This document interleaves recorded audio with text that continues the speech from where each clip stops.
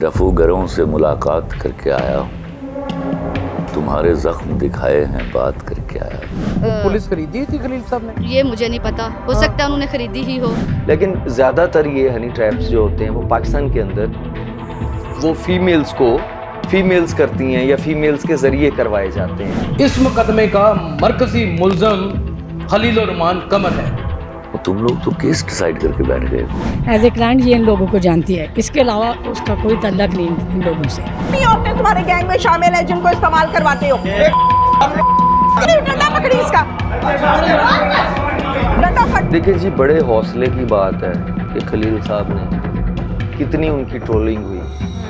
अगर वो इस गैंग को ना पकड़वाते, खुद भी ब्लैकमेल होते और पता नहीं कितने लोग इनका विक्टिम आगे बढ़ते। ये दोनों जानिब से ये आग नहीं लगी। आप अदालत में खड़े उस वकील की तरह हैं जो गवाह के मुंह में अपनी जुबान डालना चाह रहा होता है। अरे तुम में से कोई नहीं है जो मुझसे नजरें मिला सके।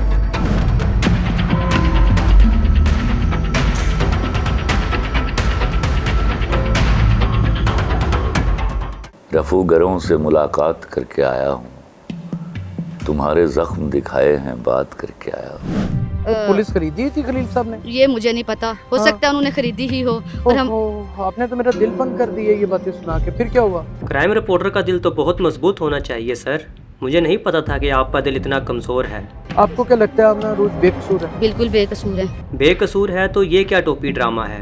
मेरी गल सुन, इत्थे साफ बैठिया पता लग रहा है कि सामने दो कैमरे साफ क्लियर हो रहा है। लेकिन ज़्यादातर ये हनी ट्रैप्स जो होते हैं वो पाकिस्तान के अंदर वो फीमेल्स करती हैं या फीमेल्स के ज़रिए करवाए जाते हैं। इस मुकदमे का मरकजी मुल्ज़म खलीलुर्रहमान कमर है। तुम लोग तो केस डिसाइड करके बैठ गए हो। तुम लोगों में से किसी को मेरी 7.5 घंटे की वो अज़ियत, मेरे ऊपर तने हुए 16 हथियार, मुझे 3 दफ़ा कलमा पढ़ा के 1 दफ़ा फायर किया गया। आपकी इस बात से मैं बिल्कुल मुत्तफिक नहीं हूँ कि खलीलुर्रहमान कमर को उसमें मुल्ज़म समझा जाए। एक तो वो उस मुकदमे के मुद्दई हैं, दूसरा अगर हम वीडियो को थोड़ी देर के लिए परफ्यूम करने के ये दुरुस्त है तो फिर तो साबित हो गया कि खलीलुर्रहमान कमर को हनी ट्रैप का निशाना बनाया गया। बस यही कहूँगी कि मुझे इंसाफ मिलना चाहिए। मेरी बेटी बेकसूर है। आपकी बेटी बेकसूर है तो रातों को गैर मर्दों के साथ ये क्या कर रही है? बाकायदा तौर पर जाल बिछाया गया खलील साहब को फंसाने के लिए। वो वहाँ रियल एस्टेट में काम करती थी। एज ए क्लाइंट ये इन लोगों को जानती है, इसके अलावा उसका कोई ताल्लुक नहीं इन लोगों से। रिपोर्टर हजरात से मेरी गुजारिश है कि आमना अरूज से ये सवाल क्यों नहीं करते कि 440 पे कौन सा प्रॉपर्टी ऑफिस खुला होता है? बुनियादी पहलू को क्यों दरगुजर किया जा रहा है?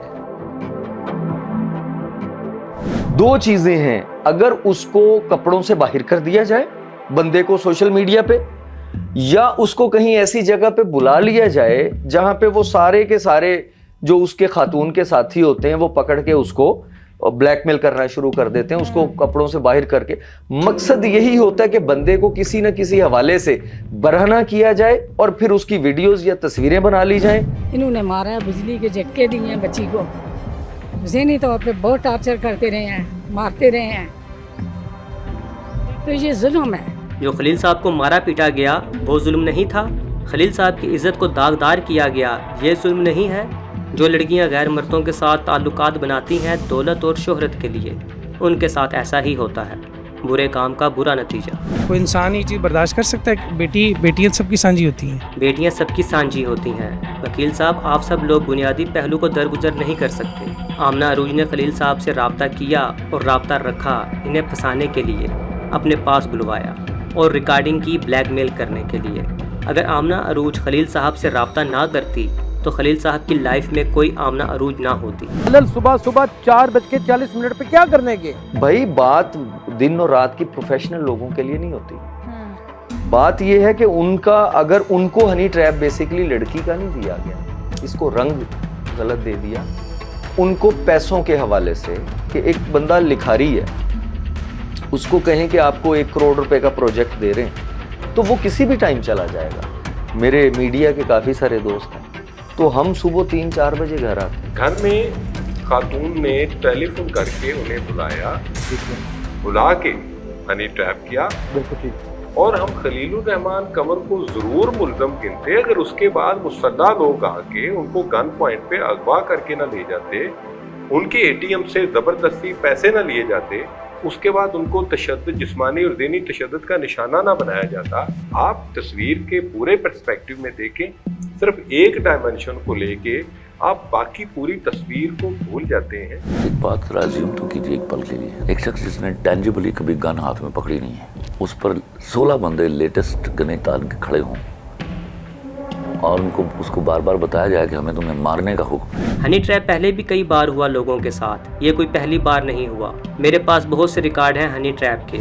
24 साल है तुम्हारी उम्र और तुम यहाँ पे बंदों को ट्रैप करती हो लाके। ये मुझे 53 वाले रोड पे किसी के घर लेके गई है। अच्छा। तो इसने उधर बंदे बुला के मुझे मारा है, मेरी वीडियो बनाई है। अच्छा। और मुझसे 1.5 से 2 लाख करते हुए शर्म नहीं आती? अब कैमरे के सामने मुंह दिखाते शर्म आ रही है तुम्हें? नहीं, औरतें तुम्हारे गैंग में शामिल है जिनको इस्तेमाल करवाते हो।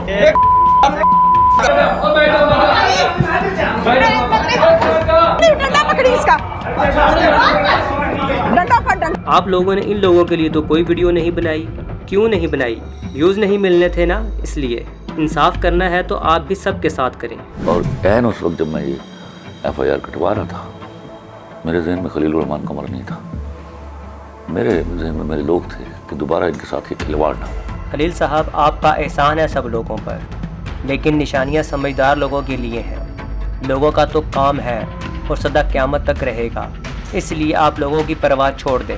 हमने अपने अपने ग्रुप्स बनाए हुए, जो जिसको मैं पसंद करता हूँ ना वो मौके पे भी पकड़ा गया ना तो वो सच्चा है, और जिसको मैं नहीं पसंद करता उसकी कोई बात मेरे हाथ में आए तो बस वो फिर उसकी खैर है। इसके असल मुजरिम तो तुम हो अगर ये बच्चियां बेगुनाह निकल आती हैं। शर्मनाक बात तो ये है कि कहानियां बुन लेते हैं सोशल मीडिया पे यार। That is what a shame. इसका दुख है, इसका दुख रहेगा।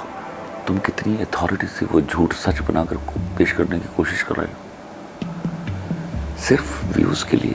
देखिए जी, बड़े हौसले की बात है कि खलील साहब ने कितनी उनकी ट्रोलिंग हुई। अगर वो इस गैंग को ना पकड़वाते, खुद भी ब्लैकमेल होते और पता नहीं कितने लोग इनका विक्टिम आगे बनते, शिकार बनते। ये दोनों जानिब से ये आग नहीं लगी। आप अदालत में खड़े उस वकील की तरह हैं जो गवाह के मुंह में अपनी जुबान डालना चाह रहा होता है। उसमें उनके पास दो ही चॉइसेस रह जाती, या वो मेरी चमड़ी बेचें या वो अपनी बेचें। तो मैं इस बात पर खुश हूँ कि उन्होंने अपनी चमड़ी नहीं बेची, मेरी चमड़ी बेचकर पैसे कमा लिए। और आप यकीन करें, नींद नहीं आती लोगों को। अगर ये ट्रोलिंग एक दफ़ा सह लेंगे, लेकिन कितने लोगों के लिए वो बंदा दीवार बन गया। और ये कर सिर्फ हौसले वाला सकता है, आम आदमी का काम नहीं है। और उनको पता चल गया कि नहीं हरा पाएंगे, तो उन्होंने दूसरा तरीका इख्तियार किया है, कैरेक्टर असैसिनेशन का।